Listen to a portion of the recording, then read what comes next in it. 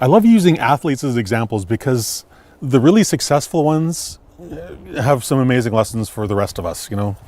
Derek Jeter, for example, said, there may be people who have more talent than you, but there's no excuse for anyone to work harder than you do.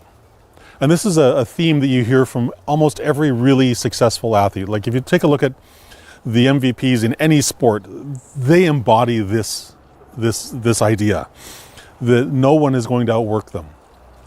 I forget which basketball star it was, but I remember reading a story about how they had gone to a practice court before the game and the leading star from the other team was there. It was already there. And when he left, the guy was still there. A really powerful lesson in that is that the opponent, I forget the star player's name, I forget who it was, but whoever it was determined that no matter how long his opponent stayed on that court, he was going to be there longer. And their team won the game. Did they win the game because he stood there longer? No. I think they won the game because he was more determined, and his determination led his team to be more determined and to fight harder. And we can do the same thing in our own lives. This isn't reserved, this isn't the special jurisdiction of, you know, high performance athletes or anything like that.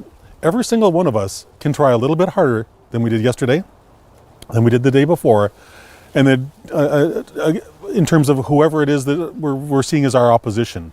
So if, for example, you have, I don't know, your boss at work thinks you should be doing more than you are and he's being a bit of a jerk. Well, the easiest way to shut him up is simply do more.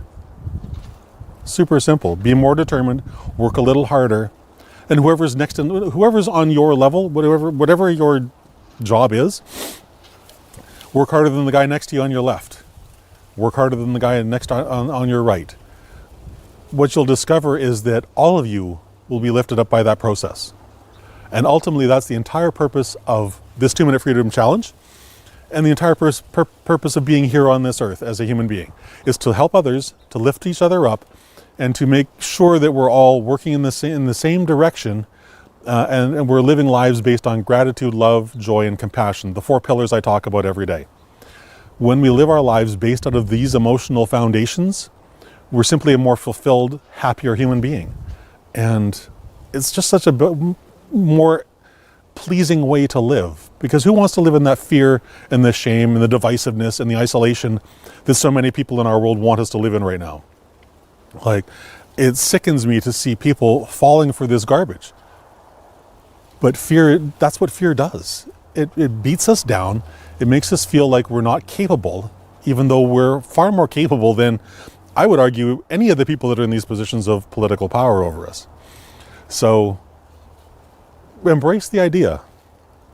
Work harder than the guy next to you. Work harder than the guy across from you. And just see if doing that for 7 days in a row, see if that doesn't just change your entire world. Because I guarantee it will. Have a fantastic rest of your day. I'll talk to you again tomorrow at 2 o'clock. Bye-bye.